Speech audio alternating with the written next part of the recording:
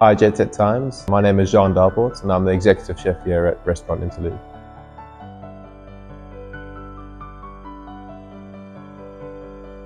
For me, Interlude is quite a special place. I was living in South Africa. We had a restaurant in the city, and it was something that I always wanted to kind of try my luck at. Coming overseas, coming to the UK specifically was one of my dreams. I followed the food scene for a long time, watched all these amazing chefs go through their restaurants and achieve these amazing things. For me, it was like, okay, I want to try that and give it a go. So Penny Streeter had just acquired the property at Leonardslee Gardens, and she said that, oh look, I think this is the perfect spot for you to come and set up the restaurant. It's got your whole ethos behind it, and I really wanted to use the land a lot more.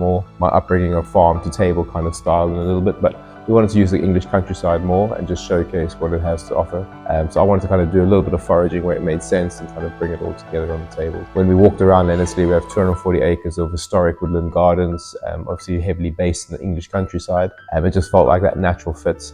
We have plants from around the world here, so it's got like different little pieces that we can bring and create a story and a journey. And obviously I wanted to bring my South African influence and heritage into the whole cooking process. So automatically, as you just step onto the site and kind of walk around and see the capabilities and what there is to play with, was like almost an ever-going story and something we can grow really strong. So South Africa as a whole country is very multicultural and very diverse, and there's loads of different flavor profiles all up and down the country. So to kind of hone in on ones that I recognize a lot from my childhood, quite strong, and things that we like and things that we think can work to the palates as well as the UK, it was quite important. We grow some stuff around here that can kind of give you a similar profile. The spices are also worldly available. There's some really good suppliers around now that we can buy some bits from. So obviously I want to showcase our cooking style, which is unique in itself without trying to force it too much. We've got Leonardslee itself, which is quite abundant and it's very unique to itself, and we want to use that as that destination. So I think the cooking needs to kind of fit that, and my heritage, which is also very multicultural. So bring all these things in where it makes sense for me is important. For me, it's all about layering flavors. Where it needs a kick, we'll bring something in, irrespective of where it comes from, as long as the underlying message on the menu isn't confused. I'm always very for like everything needs to be full of flavor first, and then we can kind of work on aesthetics and things like that afterwards, and then make sure it just comes along and the story is cohesive. Our whole thing is we want to take people on a journey across not just Leonardslee, but across to my heritage and kind of a little bit of the UK, and kind of just show we have a really special piece of England here, and I'm very passionate about it, and I want kind of people to understand we really need to hit that home when eating. I mean, we don't want something worse than like a boring, bland plate of food, but the concept's fun. It really needs to punch home and it needs to make sense. Ideally, we want our guests and our diners to just really enjoy themselves and forget about life for a couple of hours and just having fun. Sustainability for us is also at our core. We're really passionate about it. We have this garden estate. We're going to showcase it. It's easy enough for us to manipulate things quite well. In terms of how seasons are changing constantly over the years, it's tricky. Like some years we'll have quite barren times. Like I think last year, for instance, it was really hard trying to get things from the gardens, foraging, picking things up. Even local suppliers were really struggling with some stuff. But then this year's been massively abundant, and we've had amazing seasons of picking fruits and getting the mushrooms and the nuts and all those things. Every year is quite challenging, and every season is either slightly extended or slightly shortened. But I think that's where the fun is for us. I mean, that's cooking and that's understanding nature and saying, okay, well look, we can see we've got 2 months on this. We can see this is only going to be ready for like 2-3 weeks, and we've just got to deal with it. We try and be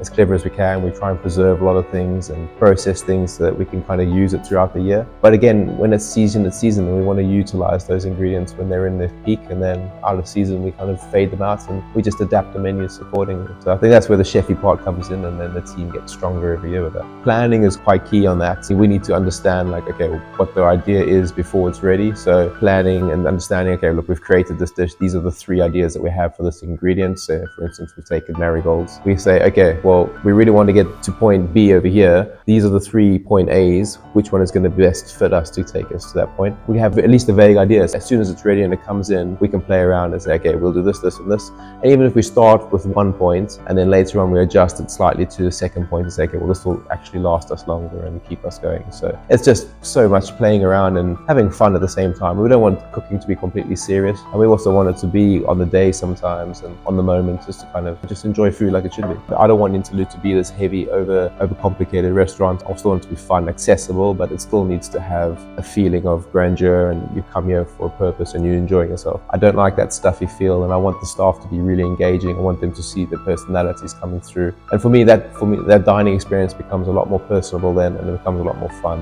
and something that you'd hopefully return to. The Interlude is more of a destination now, so it's becoming more of an experience-led dining or eat-out event. We don't want to keep someone seated in the same space for 3 to 4 hours. It can be quite quite mundane, and I think also we don't want to lose our guests' attention. So kind of moving them around a little bit just helps kind of rejuvenate that. So obviously we start in the bar with our snacks and we have some pre-dinner drinks and have a little bit of fun. And then we do like a guest experience table where we can just showcase what's happening at the restaurant. You kind of showcase ingredients that we're using, and then also from the forage side of things, like what the gardens are really about. If you haven't walked through the estate, and you can see then what we've done, what we've foraged, what we've preserved, and just what's currently happening on the menu, so you can kind of get an overview. And then I think it's really important then to come into the restaurant and you kind of have a basic understanding, and you can see where this is going, and we hopefully surprise you course by course every night or throughout the day, and just have a good time. Bye JETSET Times. I'll see you guys all at Interlude.